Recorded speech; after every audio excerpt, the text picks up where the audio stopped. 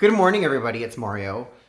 It's now week 4 of these protests. We have gone out there. We're still not dead, and they're picking up. I'm excited. I've said that before. I'm excited to see more and more people out there. I'm excited to see fresh faces out there.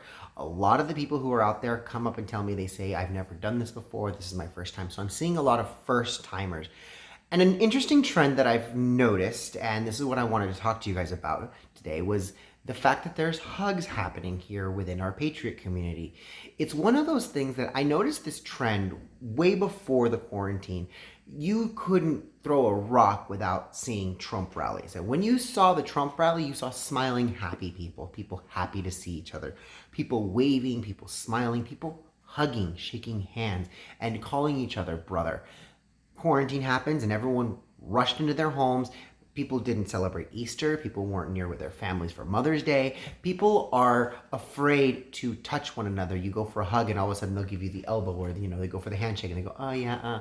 So there is that fear, and I think this fear has been perpetuated and made worse by this coronavirus and the programming that we're getting from the media. Don't touch your people, don't go outside, don't interact, don't even look at each other. You guys are all strangers. You can't even smile at each other at the grocery store because everyone's wearing a mask and you can't see them smiling. I don't wear a mask anytime I possibly can. I will not wear a mask. I don't go to Target for that reason, because I know they're going to make me wear masks. Walmart doesn't care.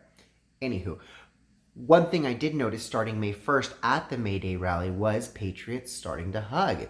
They are excited. They haven't seen each other in a long time, in months in some cases, and we want to express our adoration for one another. And what better way culturally than to hug your friend? Hugs transfer energy. I feel, I don't know about you guys, but for me, when you get a really good hug, you just feel good afterwards. So it's one of those things that the media never wanted to see, happy people hugging one another. And then coronavirus and the media got what they wanted. Now what we're seeing is the media is telling you, look at these angry protesters, and they'll show you pictures of people all upset, but they very rarely show you pictures of patriots hugging each other when they're greeting or they're saying goodbye to one another. That's one of the things. We actually do connect with one another, both physically, emotionally, and on what we call the battlefield of protesting. So that's something that I've noticed. I don't know if you guys have noticed it. I hope you guys have noticed it. And I, for one, myself, am going to be pushing more for the showing of personal affection for your friends and for your family,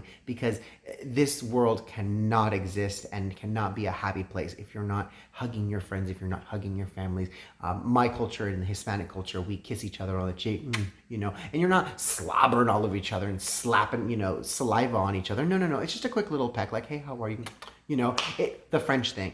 And that's not going to stop. Maybe we're not going to shake hands as much, but I don't see any reason why we shouldn't be hugging the people that we hold nearest and dearest to us. My friend Michael was at the rally in Huntington Beach this weekend, and he saw his friend from high school who he hadn't seen in years, since high school. Don't think for one second that man did not hug his best friend. So again, you guys, show the affection, and whenever you can, take pictures of it.